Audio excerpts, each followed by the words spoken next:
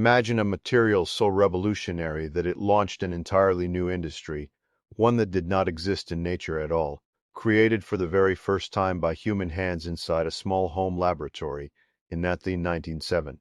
Before this discovery, every plastic-like material on Earth came from something that once lived: tree resin, insect secretions, or plant fibers. Nothing was ever built entirely from scratch, molecule by molecule, using pure chemistry alone. A Belgian-born chemist, working quietly in his own laboratory in Yonkers, New York, was searching for something far more modest, a cheap substitute for shellac, a resin made from the secretions of tiny insects, desperately needed to insulate the booming electrical industry's endless miles of copper wire. What he found instead changed the modern world completely: a hard, heat-resistant, completely synthetic material that could be molded into literally any shape imaginable, then hold that shape permanently under heat, pressure, and electrical current alike.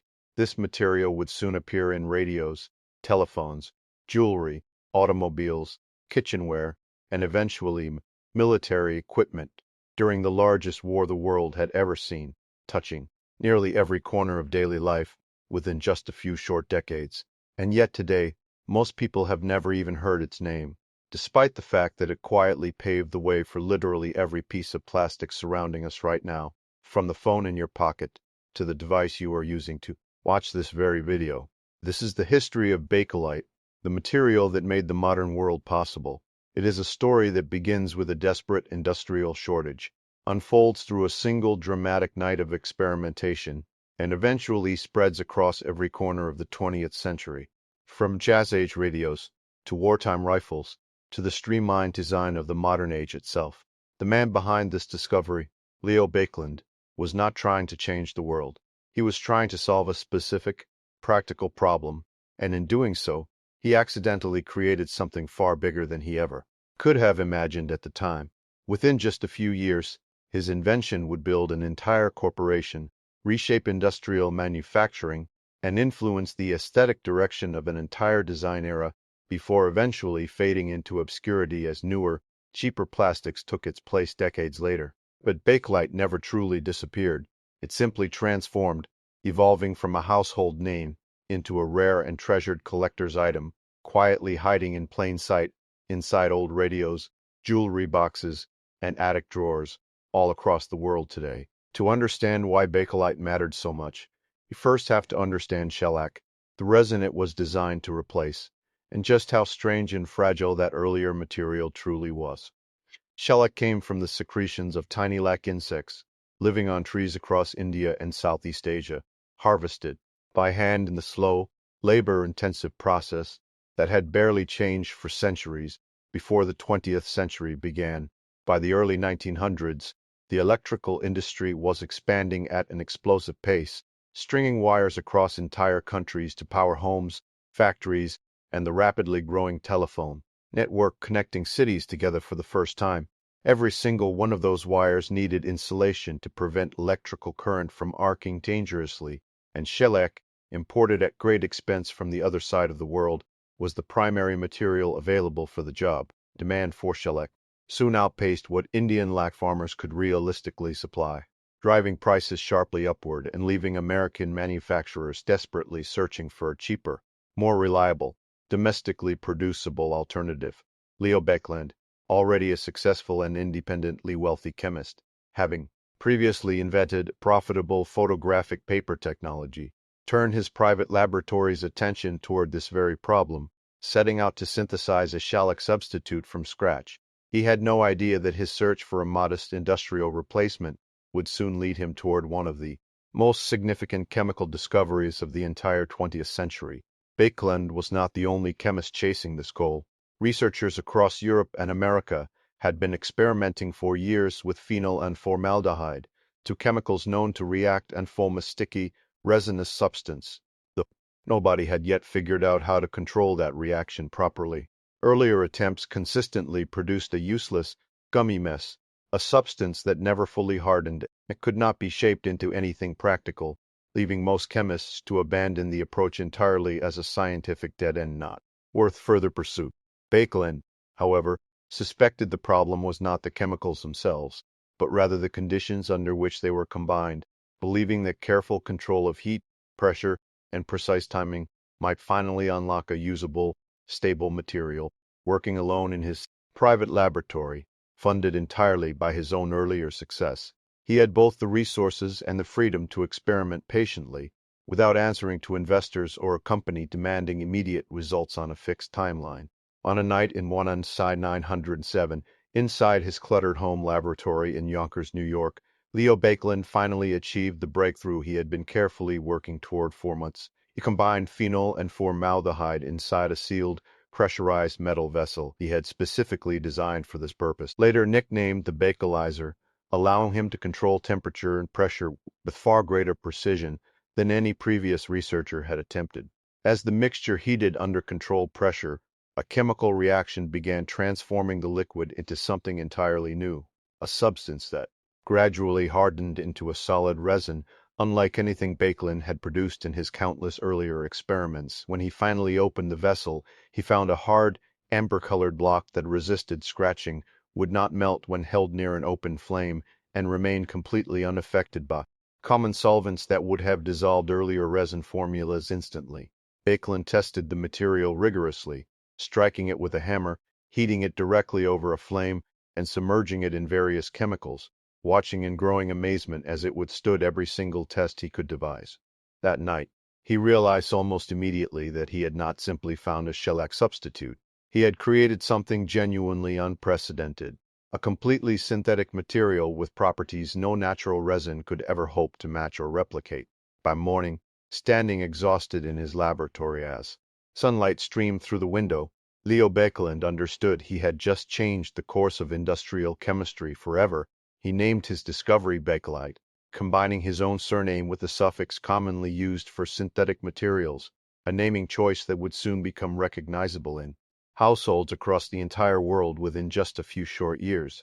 Unlike earlier plastic-like substances, which were derived from cellulose or other natural materials and modified chemically, Bakelite was what chemists call a truly synthetic polymer, built entirely from small molecules bonding together into a permanent, unbreakable chemical structure. This permanence was the key to its usefulness. Once Bakelite hardened, it could never be melted down and reshaped again, a property that made it uniquely suited for electrical insulation, since it would never soften dangerously under heat generated by electrical current.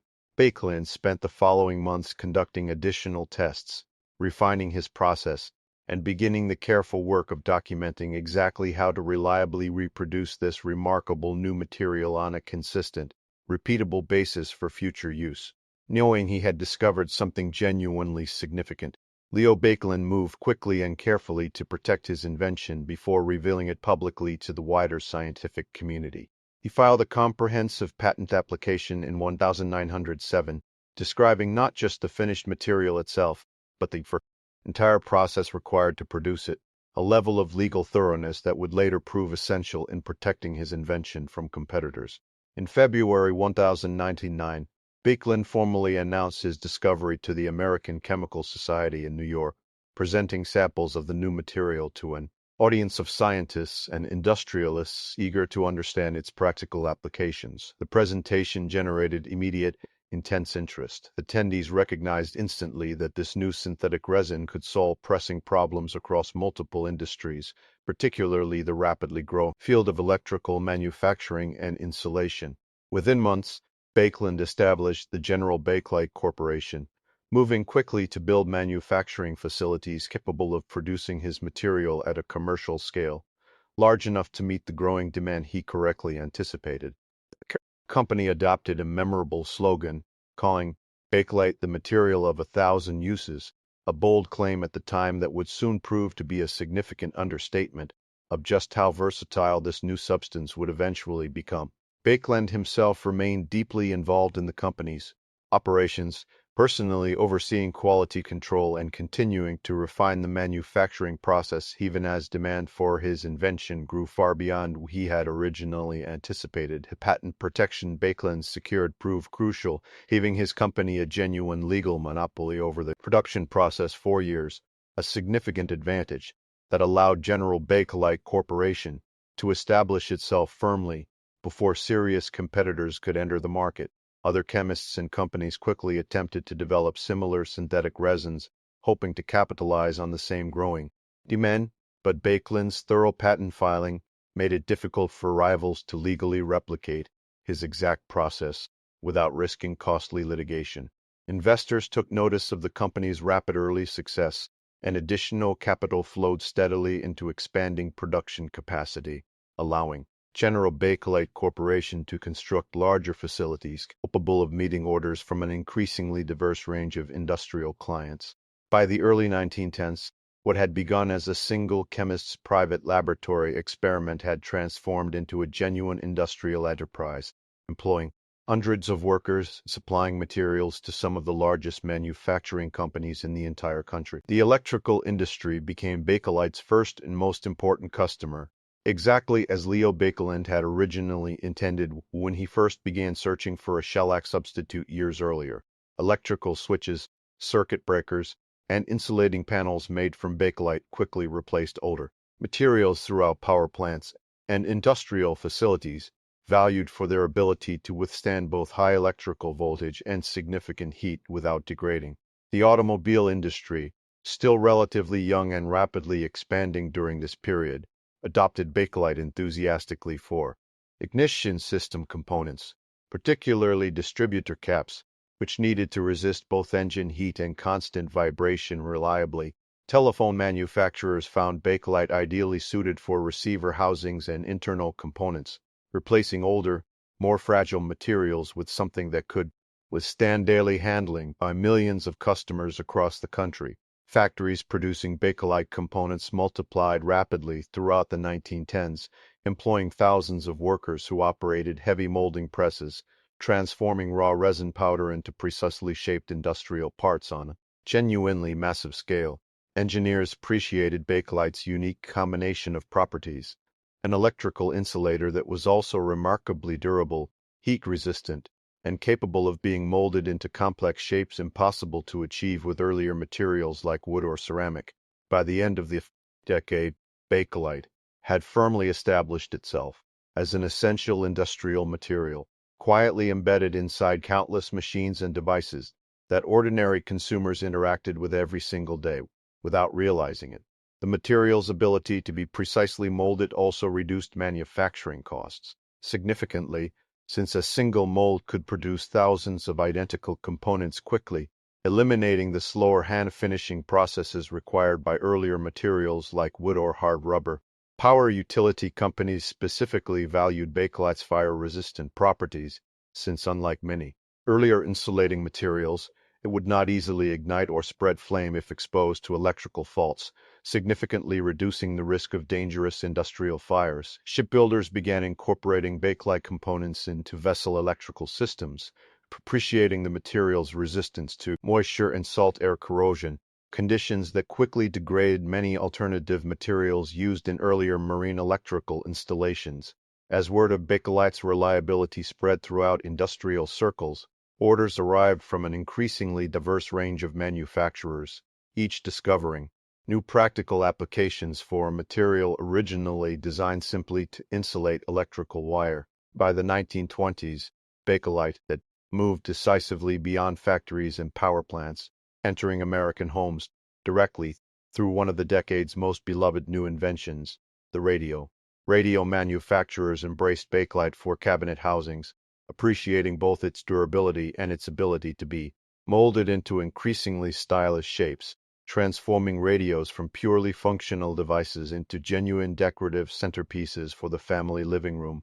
Families gathered nightly around their glossy brown Bakelite radio cabinets, listening to music, news, and entertainment broadcasts, making this material a genuinely intimate part of everyday domestic life across the entire country.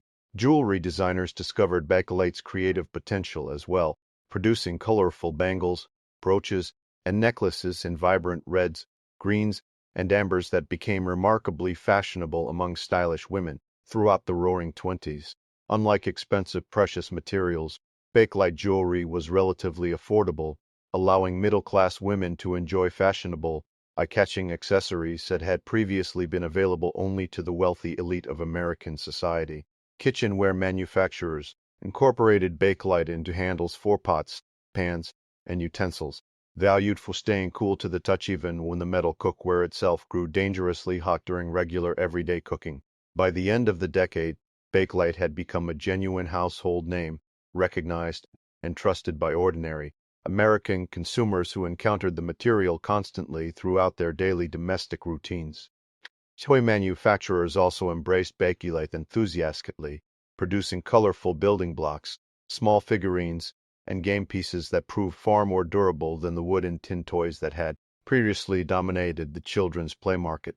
Department stores dedicated entire counters to Bakelite consumer goods, displaying everything from stylish compacts and hair accessories to telephone housings and desk accessories, marketing the material directly to fashion-conscious middle-class shoppers.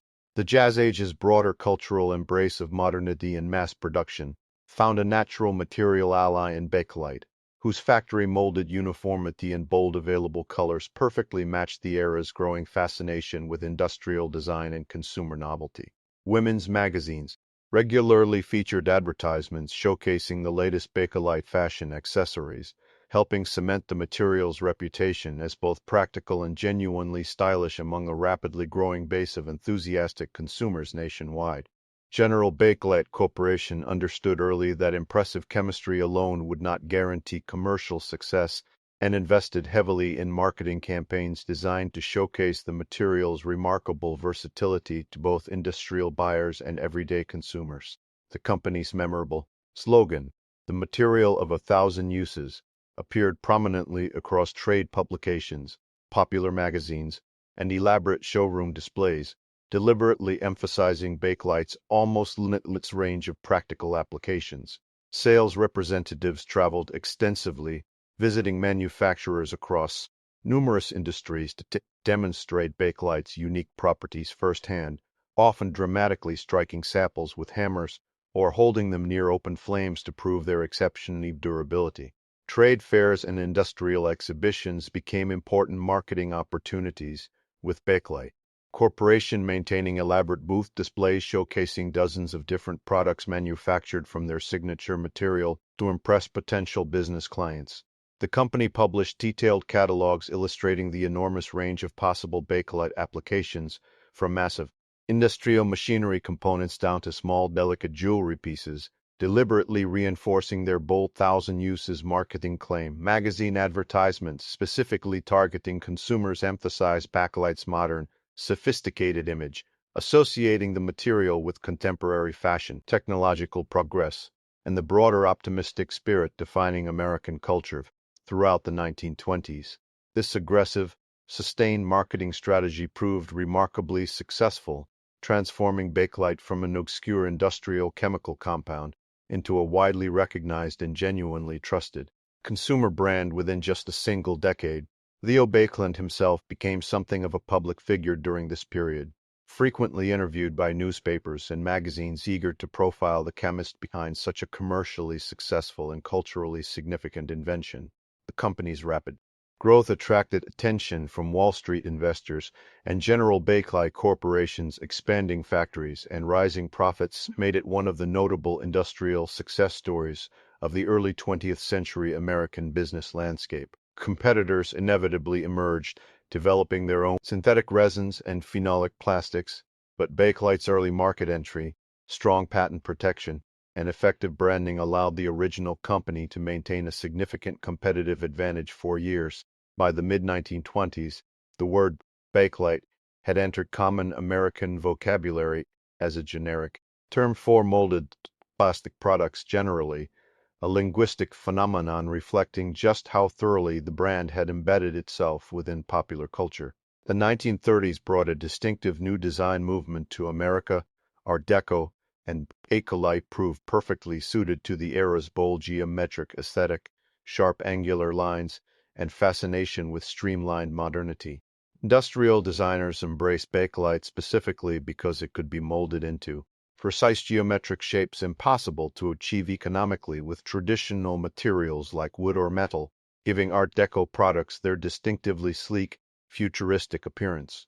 Radio manufacturers redesigned their products dramatically during this period, moving away from ornate wooden cabinets towards sleek, Bakelite housings featuring bold geometric patterns, symmetrical grills, and striking, jewel-tone color combinations.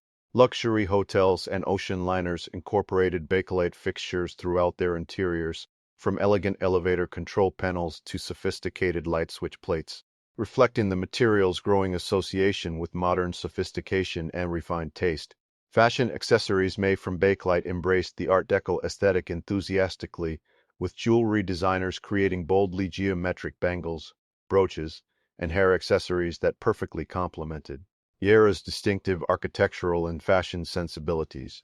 Prominent industrial designers of the period specifically sought out Bakelite for prestigious commissions, recognizing that the material's versatility allowed them to fully realize increasingly ambitious and visually striking design concepts. Museums and design exhibitions throughout the decade began showcasing Bakelite objects as genuine examples of modern industrial art, elevating what had begun as a purely practical electrical insulator into a legitimately celebrated design material. Architects specifying interior fittings for prestigious new buildings increasingly chose Bakelite for elevator panels, door hardware, and decorative trim, valuing both its striking visual appearance and its practical durability in high-traffic public spaces. The material's relatively low production cost, compared to genuine precious materials it often visually resembled, made sophisticated Art Deco design accessible to a broader middle-class audience than luxury materials like marble or genuine tortoiseshell ever could. Bakelite's color range expanded significantly during this period as chemists developed new formulations, producing richer, more vibrant hues, giving designers an increasingly sophisticated palette to work with for their most ambitious creative projects. This golden design era represented perhaps Bakelite's most culturally celebrated period, when the material moved beyond mere functionality to become genuinely synonymous with modern taste, sophistication, and forward-looking artistic sensibility throughout American society. When the Second World War erupted, Bakelite's practical properties suddenly became critically important to military production, transforming a fashionable consumer material into an essential wartime industrial resource almost overnight. The material's lightweight strength, electrical insulation, properties, and resistance to heat made it ideal for countless military applications, from aircraft components to field radio housings to the handles of essential weapons and equipment. Military rifle grips, ammunition components, and helmet liners incorporated Bakelite extensively, taking advantage of the material's durability and its ability to be mass-produced quickly and reliably to meet urgent wartime demand. Aircraft manufacturers relied heavily on Bakelite for cockpit instrument panels and electrical insulation throughout increasingly complex airplane wiring systems, valuing the freezy material's proven reliability under the extreme stress conditions of aerial combat. Naval vessels incorporated Bakelite components extensively as well, particularly in electrical systems exposed to harsh saltwater environments, where the material's corrosion resistance proved significantly more reliable than many available metal alternatives. Wartime shortages of traditional materials like metal and rubber, urgently needed elsewhere for direct military production, actually increased demand for Bakelite substitutes in numerous civilian and secondary military applications throughout the conflict. By the war's end, Bakelite had proven itself an indispensable strategic material, cementing its reputation as far more than simply a fashionable consumer novelty from the previous decade's design trends. Government contracts during the war years drove Bakelite production to unprecedented levels, with factories operating around the clock to meet the enormous demand from military branches, requiring components for an ever-expanding range of equipment. Women entered Bakelite manufacturing facilities in significant numbers during this period, taking over production roles previously held by men who had been called away to military service, keeping wartime production running smoothly and continuously. Research into Bakelite's properties intensified during the war as well, with scientists exploring new formulations and manufacturing techniques specifically aimed at improving the material's performance under demanding military specifications and conditions. This wartime experience also exposed Bakelite manufacturers to newer synthetic materials being developed under similar urgent research pressure, innovations that would soon present serious competitive challenges once peacetime civilian markets fully reopened. After the war ended, Bakelite's dominance began facing serious challenges from a new generation of synthetic plastics developed through wartime research, materials that offered significant advantages Bakelite simply could not match. These newer plastics could be produced in a much wider range of vivid colors, including transparent and translucent options, entirely impossible with Bakelite's characteristically dark, opaque appearance that had defined the material for decades. Unlike Bakelite, many new post-war plastics could also be melted down and reshaped repeatedly, making manufacturing more flexible and significantly reducing production waste compared to Bakelite's permanently hardened, unchangeable molecular structure. Manufacturing costs for these newer materials also continued dropping steadily throughout the 1950s as chemical companies invested heavily in improving production efficiency, gradually undercutting Bakelite's pricing advantage in an increasingly competitive marketplace. Consumer tastes shifted noticeably as well, with post-war American design increasingly favoring bright, cheerful colors and lightweight forms that better suited the era's optimistic, forward-looking cultural mood following years of wartime hardship and rationing. General Bakelite Corporation, which had merged with Union Carbide years earlier, gradually shifted its own production focus toward these newer materials, effectively phasing out much of its original signature product. Over the following decade, by the early 1960s, Bakelite had largely disappeared from store shelves, replaced almost entirely by newer plastics in nearly every application where it had once dominated so completely just a few decades earlier. Leo Baekeland himself passed away in 1944, before witnessing his invention's eventual commercial decline, having lived long enough to see Bakelite transform from a laboratory curiosity into a genuinely world-changing industrial material during his own lifetime. Factories that once produced Bakelite exclusively gradually converted their equipment for newer plastic manufacturing processes, and many original molding presses were simply scrapped or sold as manufacturers moved on to more profitable, modern materials. Older Bakelite products, once treasured as fashionable and modern, increasingly appeared outdated and old-fashioned to post-war. Consumers eager to embrace newer styles, colors, and materials reflecting the changing tastes of a new American generation. Despite this commercial decline, Bakelite's industrial legacy remains significant, having proven definitively that entirely synthetic materials could be engineered successfully, paving the way directly for the massive plastics industry that would eventually replace it. For several decades, discarded Bakelite objects sat forgotten in attics, basements, and second-hand shops, largely overlooked and undervalued by a public that had moved firmly onto newer, more fashionable plastic materials. Beginning in the 1980s, a growing community of collectors began rediscovering Bakelite, drawn to its distinctive warm colors, solid weight, and genuine connection to early 20th century design history that newer plastics simply could not replicate.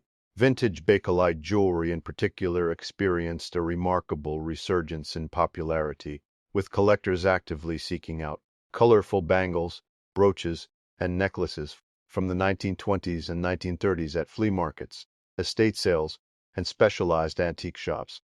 Collectors developed specific authentication techniques to distinguish genuine Bakelite from later plastic imitations, including simple tests involving friction heat, chemical reactions, and distinctive sound produced when two pieces are gently tapped together. Certain rare Bakelite pieces, particularly unusual colors or elaborate Art Deco designs, began commanding surprisingly high prices at specialized auctions, transforming what was once considered outdated household clutter into genuinely valuable collectible antiques. Online marketplaces further accelerated Bakelite's collector revival, connecting enthusiasts worldwide and making previously obscure regional finds accessible to a much broader, increasingly passionate international community of dedicated collectors. Today, dedicated collector clubs, specialized reference books, and active online communities continue celebrating Bakelite's unique history, ensuring the material's cultural legacy endures well beyond its original commercial manufacturing era. restoration specialists have developed careful techniques for cleaning and polishing aged Bakelite pieces, reviving decades-old radios and jewelry to their original glossy appearance without damaging the delicate underlying material structure. Museums specializing in industrial design and decorative arts now regularly feature Bakelite objects in permanent collections, formally recognizing the material's genuine historical and artistic significance within 20th century design history. Interior designers occasionally incorporate genuine vintage Bakelite pieces into modern spaces, appreciating the warm, distinctive character these objects bring to contemporary interiors that mass-produced modern plastics generally cannot authentically replicate. This collector-driven revival represents a genuinely fascinating cultural shift, transforming a once-abandoned industrial material into a celebrated symbol of design history, proving that even discarded technologies can eventually find renewed appreciation and value. Today, more than a century after Leo Baekeland's breakthrough discovery, Bakelite's true legacy lives on invisibly, embedded within virtually every plastic object surrounding modern life. Even though the original material itself is now relatively rare, the fundamental chemistry Bakeland pioneered, combining simple molecules into permanent synthetic polymers, established the essential scientific foundation that the entire modern plastics industry continues building upon more than 100 years later. Your smartphone, computer, car interior, and countless household objects surrounding you right now all trace their chemical ancestry directly back to that single breakthrough night in a small Yonkers laboratory back in 1997. Modern chemists studying polymer science still reference Bakelite as a foundational case study, teaching new generations of students exactly how controlled chemical reactions can produce genuinely revolutionary materials with entirely unprecedented properties. Leo Baekeland's original laboratory building still stands today, preserved as a historic landmark, a quiet reminder of just how significantly one determined chemist's persistent curiosity managed to reshape the entire modern material world around us. The story of Bakelite reminds us that transformative innovation does not always announce itself dramatically. Sometimes it begins quietly, with a modest, practical problem, solved patiently by someone simply refusing to accept that a solution was not possible. This has been the history of Bakelite, the material that made the modern world possible, and quietly, invisibly, it still shapes nearly everything you touch today. Think about that the next time you pick up an old radio at a flea market, or notice a colorful vintage bracelet in an antique shop window. That object carries the memory of a chemist's desperate search for a shellac substitute, a single breakthrough night, a jazz-age design revolution, and a wartime industrial transformation. What began as a modest attempt to solve a specific electrical insulation problem eventually reshaped fashion, warfare, industrial design, and the entire trajectory of modern chemistry itself, proving that even the most ordinary-seeming materials can carry genuinely extraordinary hidden histories.